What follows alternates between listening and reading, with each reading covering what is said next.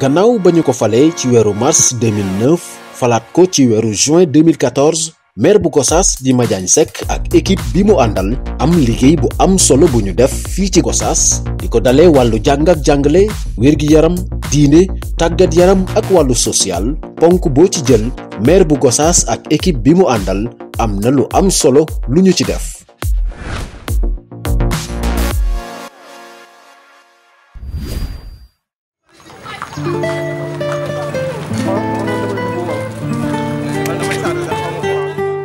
jàng ak jàngale di lu am solo ci ëllëgu askan loolu le maire bu Gossas xam ba tax mu tabax lim bu takku ci ay salle de classe fii ci Gossas. benn abri moo fi nekkoon benn mbaar mu dindi ko may def fi benn salle de classe donc loolu lu mën a wax la am na l'ancien service social li ñu waxoon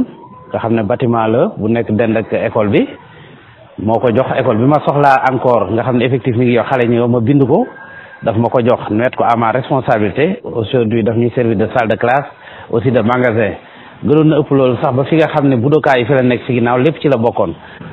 loolu mu def fii nag daanaka day traversé école Gossas yëpp. ginnaaw école maternelle Souleymane Ba bu Gossas mairie bi tabax na itam salle de classe fii ci école Serigne Thierno Diaw bu Paxa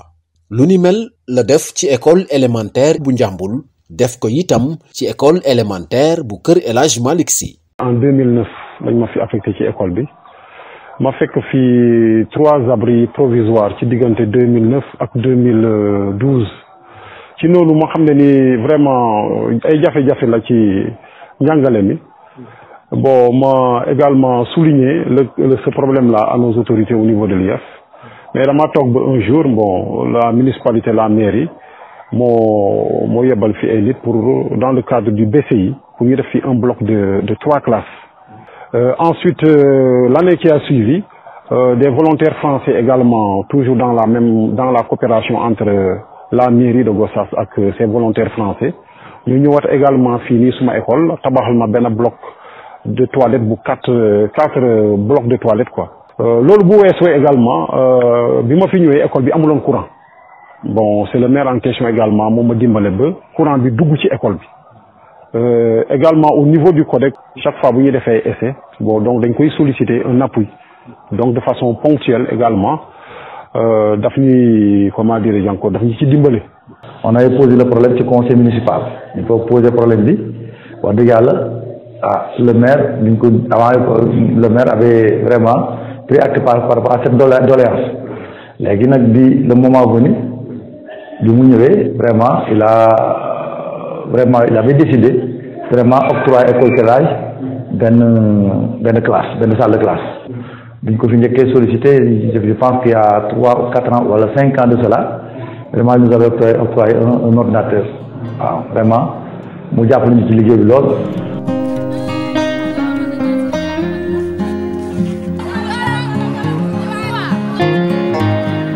donte bokkul ci ponk yi mu gàll ci ndoddam maire bu Gossas di Madiagne Seck ak équipe bi mu àndal tabax nañu juróom-ñaari salle de classe ci CM2 bu Gossas classe yi mu mujje tabax mi ngi ko amal ci école élémentaire Serigne Sam Mbacké bu 106 classe yile bu yàggul dara lañu ko daloo ak mbooleem jumtuwaay yi mu àndal mairie bi jël na itam ay jàngalekat yuy toppatoo tout tànk yi lu ni mel moo am ci école élémentaire bu Kër El Hadj Malick Sy amit ci école élémentaire bu Omar Gueye naka noonu école élémentaire Serigne Sam Mbacké bu 106 ak école élémentaire Serigne Thierno Diaw bu Paxa. xale yi dañ leen di initier pour que bu ñuy dem CI ñu am tuuti bagage yoo xamante ne si dinañ ko mën a yóbbaale mais nag ku wax xale tamit wax sécurité encadrement bi parce que c'est pas évident nga yor ay xale yoo xamante ne si ñu ngi am 4 ans 5 ans. sécurité bi da ngay veiller ci ñoom di leen toppatoo di leen surveiller ak tamit li tax ñu indi leen fi tamit da nga ciy nekk bu baax a baax. liñ ci mën a jàngat mooy égalité de chance bi muy jox xale yëpp nga bëgg a jóge ci yenn localité yi wala Kër El Hadj ñëw école maternelle Souleymane Bala wala nga dem case des tout petits xëy na ñëwanteel xale dootul mën a mais bu ñu defee loolu ci classe yi mu gën a jege askan wi nga xam ne njàng mu day waajal xale bi égalité de chance boobu maire daal di engagé wu pour mën leen a jël daal di koy def loolu yaakaar naa ne aussi lu nu war a saluer la loolu fokk na ci bilan bi nga xam ne maire def na ko. ci mbooleem école élémentaire yi ne ci diwaan bi mairie bu Gossas jël na ndaw buy wattu kaaraange gi gàlloo na itam mboolem facture yi aju ci wàllu ndox ak courant jëlit ay jigéen yuy toppatoo barab yi ci école maternelle Souleymane Ba ak case des tout-petits bu Gossas meeru Gossas di Madiagne Seck di dimbale bu baax daara yi rawatina ci àppu jongante yi ci ndorteel ubbite l'école bu ne mairie bu Gossas dinay joxe lim bu takku ci ay fourniture scolaire ba mu doy jéego yu am solo yu mairie bu Gossas def ci wàllu jàng ak jàngale bokk na itam tabaxaat ba mu ne boy mur bu école élémentaire Oumar Gueye ba ndongo yi mën a jàng ci kaaraange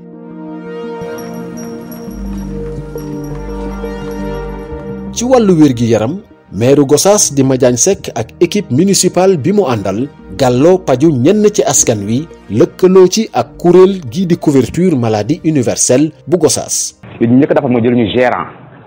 boo xam te ni elle est permanente nekk fii à tout moment ci loolu tamit mu jàpp ñu ak ci matériel informatique te ñu ordinateur boo xam te ni jumtukaay yu xarale yoo xam te ni dana permettre gérante bi mu mun a liggéeyam ci loolu aussi mu ne du ma yem foofu. dinaa jël une part de la population jël 100 bénéficiaires chefs de ménage enrôlés ci mutuelle de santé bi fay leen ku nekk 3500 su ko defee ñooñu suñuy jotee seen livret de membre di mën a dem di am ay prestations yoo xamante ni mutuelle bi dina leen gàddul 80% des montants de la prestation. ñuy dox di dox ba lu ñuy wax seemi élèves ñëw premier ministre Mohamed Boun Abdallah Dionne comprendre loolu jël en l'ensemble des élèves du département. joxe leen une participation de 500 francs par élève parce que élève bu nekk mu war a joxe 1000 francs mu jox ñu xaalis bu bari muy 11 millions ñu ne élève bu nekk am nga ci téeméer mais élève bu nekk ñoo cotiser monsieur le maire ne damay dooleel PM loolu nga xam ne def na ko ci élèves yi man ma jëlal la contrepartie joxe leen élève bu nekk ci commune de Gossas ma joxe leen 500 mu jël 3000 élèves en 2019 en 2020 cotisation PM ba mu jeexee mu jël l'ensemble des élèves cotiser ku nekk 1000 francs cotiser ku nekk 1000 francs ñu jox leen ay 4 semi élèves en 2020 2021 aussi tamit il l'a renouvelé année scolaire bii ñu tàmbali tamit nga xam te ne ñu ngi jëm ci 2021 2022 tamit def na engagement yi pour mën a jël élèves yi nekk ci commune bi yëpp boole ko 100 bénéficiaires yi nga xam te ne mu ngi doon jël chaque année. ndimbal liy jóge ci mairie bu Gossas ci wàllu wér-gi-yaram egg na ba ci centre de santé bu Gossas fii mairie bi mi ngi taxawu bu baax comité de développement sanitaire bu Gossas at mu ne ngir askan bi mën a faju ci seen teeyu bakkan. médicaments yi dañ ciy am appui le personnel de charge dañ ciy appuyer ak carburant man nag yàgguma fi mais bi ma ñëwee léegi jot naa benn appui bu 3 millions en médicaments personnel bi aussi vraiment personnel bi nga xamante ni personnel de charge bi pratiquement majorité bi mairie bi moo leen fa indi donc mi ngi toll ci 23 personnes yoo xamante ni mairie bi ñoo leen fa indi. man ak samay morom moo ñu jël. ñu def suñu formation 3 ans CTF école Moussa Fall ñu génn yore fu ñuy diplôme mu laaj ñu ko jël ñu ñuy liggéey fee ci hôpital te mu def ko te yàlla tax xool ci dara lu dul yàlla rek tax. ñu génnee am suñu CAP nag monsieur le maire moo ñu recruté man ak samay morom 10 lañu woon moo ñu recruté yóbbu ñu hôpital Gossas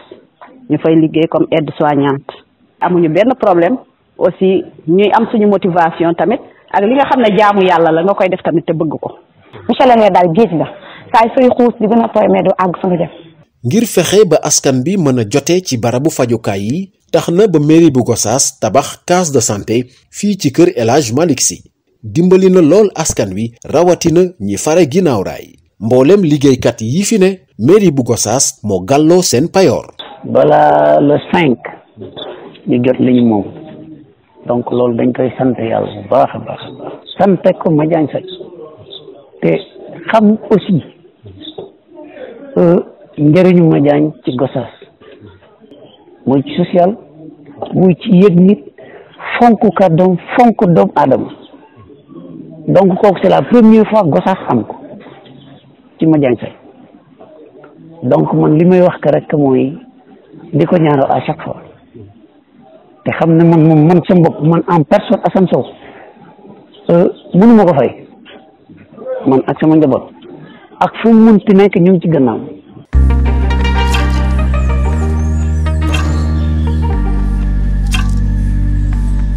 ci wàllu social mairie bu Gossas def na ci it ay jéego yu am solo mairie bi tax na lim bu takku ci doomu dëkk bi mën a am xëy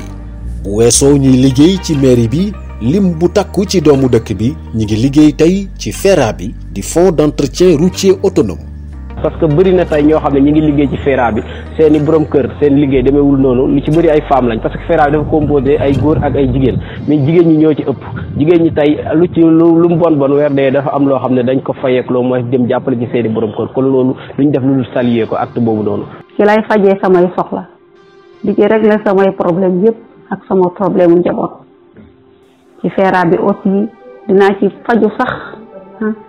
ba fajaale ci ay nit seeni soxla ak bi ma nekkee ci FERA bi ba léegi damaa gën a nekk sax à l'aise ndax xool naa ne toogaay dafa amul benn njëriñ ay complément yu bëri yoo xamante ne da doon def ci man FERA bi bu ma ci commencé liggéey dama ko ci mottali. mairie bu Gossas tax na it ba courant bi mën a jote ci lenn ci diwaan loole tax na ba kër yu bari tey am courant lu ni mel am fii ci Njàmbur. kii photo bi moo ko def. photo bi ci buntu ko. waaw bii photo bu weñ bu ban bi moo ko installé. Madiagne nag maa ngi ko ci sant bu baax parce que bu mu ñëwee moom wax dëgg yàlla def na koñ bu amul kii ne xam na ndax li woon mooy nit ku nekk am na yoo xam ne dañ ko doon wax mais am na ñu bari ñu fi jaar mais Madiagne li mu def am na ñu ci bari defuñu ko. ñu fi jaar ñu bari laaluñu ci dara mais dafa ñëw moom muy laal muy góorgóorlu man li ma koy digal rek mooy na yokk góorgóorlu xam naa ne nag pour di jëlee ko fii moom dana jafe. ginnaaw raay itam mairie bu Gossas tax na ba ñu dindi ko ci réseau bi mu bokkoon muy bu Xelkom loolee tax na ba coupure courant yu bari yi ñu daan nemmeeku wàññeeku lool. bu ñu musoon a dugg ci weeru koor sunu fit yëpp ay dem. ndax dañu doon di am ay coupure courant yoo xamante ni macha allah jamono jooju dañ doon wax réseau Xelkom bu foofu yëngoo rek ñun waa gannaaw raay yëpp dañuy nekk ci lëndëm dañ doon dem sàba da doon diire ay 3 jours 4 jours man soose bokk naa ci ñoo xam ne ni jënd naa mbuusu glace biir garage à 300 francs te loolu liñ ko yóbbee woon mooy ñàkkub courant pendant 3 jours loolu tey bokk na ci loo xam ne ni vraiment tey dañ ciy remercier di ci sant tey le maire Madiagne Seck puisque tey moom moo ñu génne ci loolu est-ce que xam nga Xër Xaar 1914 lañ ko sanc 1914 lañ ko sanc 2014 la am courant ça veut dire que 100 ans Xër Xaar toog na ko amul courant maire yow jour bi muy génnee gannaaw raay ci réseau kii bi Xelkom bi jour boobu la courant Xër Xaar tàkk. jéego yu mairie bu Gossas def bokk na itam ci wàllu diine at mu ne Madiagne Seck ak équipe bi mu àndal ñi ngi taxawu kilifa diine yi ci mboolem yëngu-yëngu yi ñuy amal ci diwaan bi muy korité wala tabaski mairie bu Gossas dinay jàppale mbooleem imaam yi jiite ci barabu jullikaay yi ne ci diwaan bi ngir wormaal ñiy génn àdduna fexe itam ba seeni njaboot bañ a am benn jafe-jafe tax na ba mairie bu Gossas daloo corbillard lu ni mel di dimbale bu baax njaboot yi rawatina ñii seen loxo jotul seen ginnaaw muy lu diine rafetlu lool yitam te l'islam dafa bëgg koo xam ne lu suturaal néew tey nga yore néew teg ko ci sare romb ñëpp di la xool wax dëgg yàlla loolu tey bu yàlla defee tey ñu am loo xam ne jëlee nañu ko fii dañ ciy sant yàlla bu baax a baax a baax a baax l'islam ci boppam loolu leen bëgg néew dañ koy suturaal te corbillard bi sutura la da nga doon gis nit génn àdduna fii ñu fi ay njaga njaay wala ay car rapide di ko yóbbu fii ba Touba te yàlla def na tey loolu yëpp yàlla jëlee nañu ko fii kon nag lu ñu def lu ñu imaam yi ñu ngi koy rafetlu di ci sant yàlla bu baax a baax a baax a baax. ginnaaw barabu gànnawaay yi mu tabax ci marché Sam Madiagne Seck ak équipe municipale bi mu àndal tabax nañu itam jumtuwaay bu ñuy wëggee muy lu am solo ci mala yi rawatina yiy ñëw ci marché bi samedi bu ne.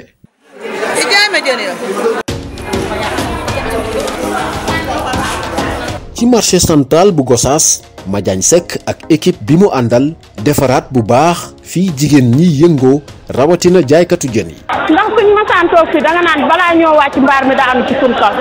te gis nga mbaar mi ni mu ko defaree waat mu nekk ci kër gi di jaay di am suñu wërsëg suñ maire bi kenn melul ni moom. defaraat na marché bi bu baax kontaan nañ bu baax ñoo ngi liggéey bu ñu yewoo 4 heures du matin dem marché Kaolack jëndi suñuy jën ñëw jaay jigéen ñi di ñu xaar bu ñëwee ñu jaay ñoom it ñu am ci ñu am ci ñun daal ñoo ngi ñaanaat yàlla daal mu toogaat ñun bu toogaatee daal 3e mandat li ñu defee pour ñu def war koo eggale Gossas dina egg ci kattanu yàlla. yéen a ngi déglu Gossas FM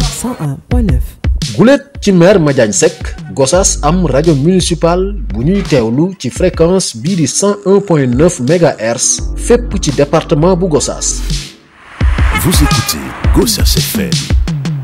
mairie bi tabax na itam garage bu bees tàq boo xam ne mboolem ñi yëngu ci wàllu transport daañu ko mën a daloo fileeg diir bu gàtt.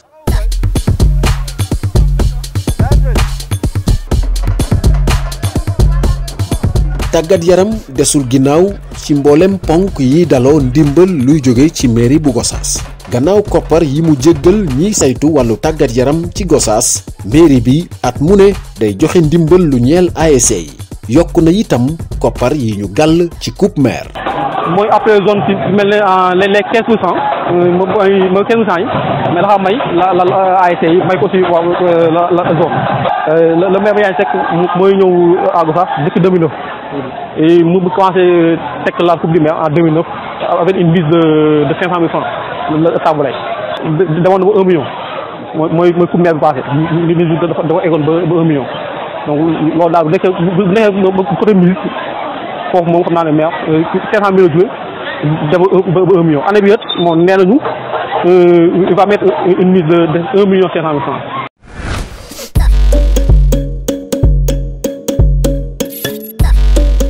mboolem jéego yu am solo yi mu def ci Gossas Madiagne Seck jàpp ne loolu yépp mi ngi ci ginnaawam maire bu Gossas am yéene ak gale mboolem naal yi ñu sumb ci Gossas ak yeneeni projet yu ñu war a doxal ci dëkk bi. tey jii ñëpp d'accord nañ ni il nous faut un abattoir moderne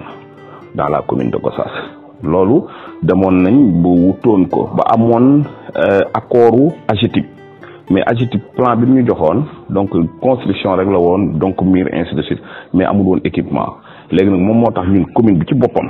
ci budget commune bi inscrire nañ ren loo xamee ni donc abattoir bi incha allahu rabbi en 2022 bëgg nañ réaliser abattoir moderne bi. tey boo demee gendarmerie da nga fa fekk xar yu bari yoo xamee ni dañ leen a jàpp nga xam ni donc fourrière la donc parce que amuñu feneen fu ñu leen yóbbu donc tey Gossas dafa nécessité donc ñu am fourrière municipale. tey boo gisee Njàmbul am na beneen quartier boo xamee ni mu ngi fa judduwaat après ñun bi ñu fa defee extension électrique bi ba pare donc il faut que foofu aussi ñu yóbbu fa électricité bi ak ndox mi donc ñaar yooyu aussi priorité la loolu am Njàmbul moo am aussi Dangulebu aussi gis nañ ni y a beneen quartier boo xamee ni aussi donc am na fa moo am aussi dans le 106 côté marché Sam bi donc il faut donc le réseau hydraulique nga xam ni côté boobu ak le réseau électrique loolu aussi il faut que ñu am ko. gare routière bi defar nañ ko ba pare defe naa ni ci fan yi néew dinañ ko inaugurer mais suñ ko inaugurer bañ déplacer fële fi nga xam ni gare routière bi mu nga fa woon donc tey dafa am ñaari objectif yu ñu fa am donc yoo xamee ni ñu ngi fi mooy jardin public tey c'était une demande forte de la population jardin public bi donc tey incha allah rabbi en 2022 waxuma sax mandat bi di ñëw mais bu ñu falaatee rek dinañ ko commencer Gossas am jardin public digne de son nom donc centre commercial. c'est un objectif boo xamante tey jii fi gare routière bi nekk actuellement gare routière bi fi mu nekk ni au centre ville am nañ perspective pour def un centre commercial digne de ce nom parce que pour Gossas nag aujourd'hui mérite un centre commercial boo xamante ni bu mag la boo xamante tey jii ñëpp fa la ñu nekk ensuite ñu def li nga xam ni une banque parce que ñu ngi négocier ak des banques de la place donc pour que aussi parce que xoolal lu toll ni chef-lieu de département Gossas amul structure bancaire loolu aussi c'est un problème donc bu ñu defee centre commercial bi def fa banque loolu aussi donc xel nangu na ko dañu def aussi lotissement boo xamee ni c'est dans le Jaxaaw lotissement bi donc avec les 100 000 logements sociaux négocier nañ ak état négocier nañ ba am ci loo xamee ni commune de Gossas nga xam ne dañuy créer un nouveau quartier dans le Diakhao quartier boo xamee ni donc day am donc personne kii ma la wax noonu yëpp des routes goudronnées am ay un marché am aussi donc lépp loo xamee ni infrastructure moderne la boo xamee ni donc ville yi war nañ ko am donc loolu aussi ci perspective la demoon nañ ba éradiquer li ñuy wax donc abri provisoire dans les écoles élémentaires. Malheureusement gis nañ ni dans le 106 bi nga xam ni ci mois bi pratiquement ci mois de septembre la ñu réceptionné 2 salles de classe yi teg ko ci loxoy population yi gis nañ ni amaat na abri provisoire loolu tamit perspective la ba nga xam ni abri provisoire bien vrai que ñëpp xam nañ ni état moo war a tabax ay salles de classe mais ñun au niveau de la commune de Gossas dañ ni loolu duñ ko bàyyee ak état ñun on se bat ba nga xam ni au niveau de la commune dootu am benn abri provisoire ñu ciy profité waale di nag defar toutes les donc toilettes yi nga xam ni moo nekk ci école yi nga xam ni moo nekk ci dëkk bi yëpp léegi hôtel de ville bi tey ñëpp d'accord nañ hôtel de ville bi ça date de très longtemps ça date de Théophile Diams donc tey jii war nañ ko réhabiliter pour que am donc hôtel de ville digne de son nom parce que tey ñëpp d'accord nañ hôtel de ville de Gossas tey jii n'empêche yàgg na mais bokk na ci hôtel de ville yi gën a rafet ci Sénégal mais war nañ ko réhabiliter donc tey jii on a besoin aussi des bureaux supplémentaires salle de fête bi war nañ ko réhabiliter parce que dañ ñëpp d'accord nañ am ay écho loolu aussi bokk na ci perspective yi nga xam ni war nañ ko def ñëpp gis nañ dispensaire u Kër El Hadj bi ñëpp gis nañ njariñ li mu am ci quartier périphérique yi nga xam ne moo nekk côté Kër El Hadj loolu ñu def Kër El Hadj donc ñu defar benn dispensaire à Njàmbur loolu moom c'est déjà calé loolu aussi bokk na ci yi nga xam ni perspective yi nga xam ni donc commune bi ñun am nañ ko donc ci biir dëkk bi